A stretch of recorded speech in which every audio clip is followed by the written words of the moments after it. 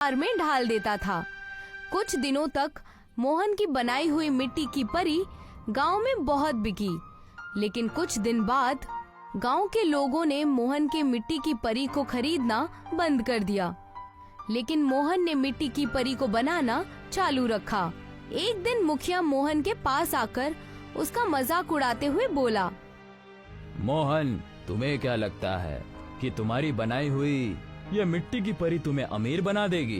बेवकूफ इंसान, आज के बच्चे मोबाइल पर जहाँ पबजी जैसा गेम खेल रहे हैं, वहाँ तुम्हारी ये मिट्टी की परी कौन खरीदेगा? इतना बोलकर मुखिया वहाँ से चला गया और मोहन ने नाराज होकर मिट्टी की परी जमीन पर फेंक दी। मिट्टी की परी के 2 टुकड़े हो गए और मोहन अपनी बीवी से बोला, मुखिया जी सही बोल रहे हैं नंदिनी, आज का दौर मोबाइल का दौर है और मुझे मिट्टी के परी के अलावा कोई दूसरा खिलौना बनाना भी नहीं आता। आखिर मेरे मिट्टी की बनाई हुई परियां कोई कब तक खरीदेगा? सच तो यह है कि मैं कुछ नहीं कर सकता। इतना कहकर अंदर जाकर मोहन चारपाई पर लेट गया।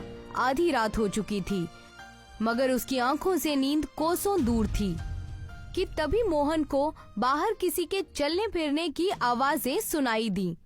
मोहन तुरंत अपने घर से बाहर निकल आया। उसने देखा कि उसकी मिट्टी की परी जिसे उसने तोड़ दिया था, अब वो जुड़ चुकी थी। मोहन ने तुरंत अपनी बीवी को उठा दिया। क्या हुआ जी? नंदिनी, देखो, इस मिट्टी के परी को मैंने गुस्से में तोड़ दिया था, मगर इसे किसी ने दोबारा बना दिया। आपको कोई गलतफहमी हुई होगी। नंदिनी ने इतना कहा ही था कि तभी उस मिट्टी की परी के ऊपर आकाश से रंग बिरंगी किरणें फूटने लगीं और देखते ही देखते उस मिट्टी की परी में जान आ गई और उसका आकार किसी जवान इंसान के जिस्म के जैसा हो गया। मोहन डरता हुआ बोला, कौन हो तुम? मैं एक परी हूँ। लेकिन तुम तो मिट्टी की थी, तुम्हारे अंदर जान कैसे आ गई? तुम्हें पता है मोहन, मैं तुम्हारे पापा को बहुत अच्छे से जानती थी। तुम्हारे पापा पहले बहुत से खिलौने बनाया करते थे और उनके खिलौने परी लोक में बहुत मशहूर थे। मैंने ही उनसे मिट्टी की परियां बनाने के लिए कहा था। तुम बिल्कुल अपने पापा की तरह ही मिट्टी की परियां बनाते हो। तुम्हारे घर के बगल में जो मिट्टी का छोटा सा पहाड़ है ना, वो कोई मामूली मिट्टी का पहाड़ नहीं है, बल्कि जादुई मिट्टी का पहाड़ है। तुम अपनी मिट्टी की परियां बनाना जारी रखो। लेकिन मेरी मिट्टी की परियां कोई नहीं खरीदता। तुम्हारी बनाई हुई जितनी भी मिट्टी की परियां हैं, उन सब को मैं ले जा रही हूँ और तुम्हें इन सब के बदले मुंह मांगी कीमत दूंगी। इतना कहकर उस परी ने अपनी छड़ी आगे की ओर कर दी और देखते ही देखते मोहन के सामने दौलत का भंडार लग गया। वो परी वहाँ से गायब हो गई और साथ ही साथ मोहन की बनाई हुई सारी मिट्टी की परियां भी गायब हो गईं। देखा तुमने नंदिनी, हमारा वो छोटा सा मिट्टी का पहाड़ जादुई मिट्टी का पहाड़ निकला। ये सब मालिक की दुआ है जी। उस दिन के बाद मोहन रोज दिन भर मिट्टी की परियां बनाता और आधी रात को वो परी ढेर सारी दौलत देकर वो सारी मिट्टी की परियां परीलोक ले जाती। कुछ ही दिनों में मोहन के हालात बदलने लगे। अब उसके टूटे फूटे घर की जगह एक आलीशान हवेली खड़ी थी। मोहन ने अर्चना का शहर के एक बहुत महंगे स्कूल में दाखिला करवा दिया था और यही बात मुखिया को बहुत ज्यादा परेशान किए जा रही थी। मेरी समझ में नहीं आता मिल कि मोहन दिन भर मिट्टी के खिलौने बनाता है, वो खिलौने आखिर जाते कहाँ हैं? मैंने गांव में किसी को भी उसके खिलौने को खरीदते हुए तो नहीं देखा। इसका सिर्फ एक ही उपाय है मुखिया जी, क्यों ना हम आज रात मोहन के घर पर नजर रखें। तुम सही कहते हो, आज रात हम मोहन के घर की जासूसी करेंगे और अगर सब कुछ अच्छा नजर आया फिर क्या करोगे मुखिया जी?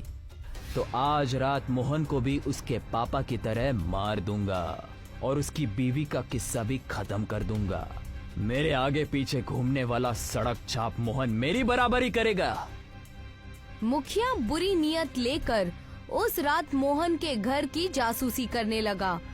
मुखिया और बल्ली ने देखा कि रात में आकाश से रंग बिरंगे किरणें फूटने लगीं और उनमें से एक परी निकलकर जमीन पर आ गई और मोहन के मिट्टी के खिलौने गायब हो गए और मिट्टी के खिलौनों की जगह दौलत का ढेर लग गया।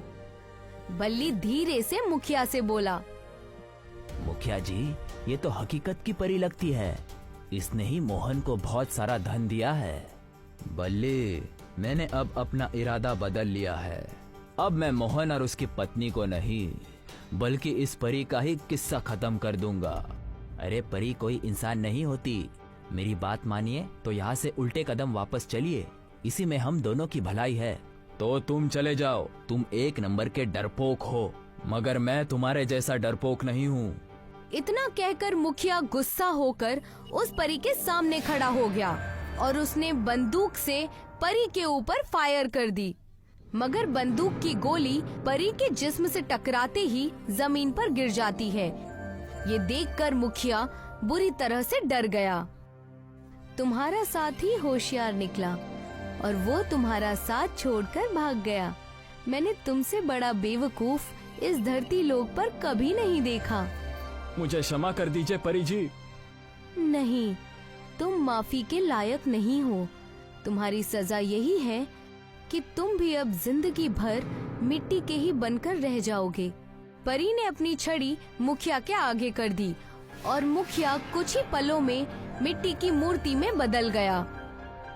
मुखिया जी जैसे भी थे तो वो इंसान ही। आप उन्हें दोबारा इंसान बना दीजिए। नहीं मोहन, मुखिया ने ही तुम्हारे पापा की हत्या करवाई थी और आज ये तुम्हारी और तुम्हारी बीवी की जान लेने के लिए यहाँ आया था। अगर मैं इसे दोबारा इंसान बना दूंगी तो ये फिर भी तुम्हारा दुश्मन ही रहेगा। इसकी सजा यही है। इतना कहकर परी वहाँ से गायब हो गई और मोहन आज भी मिट्टी की परी बनाता है।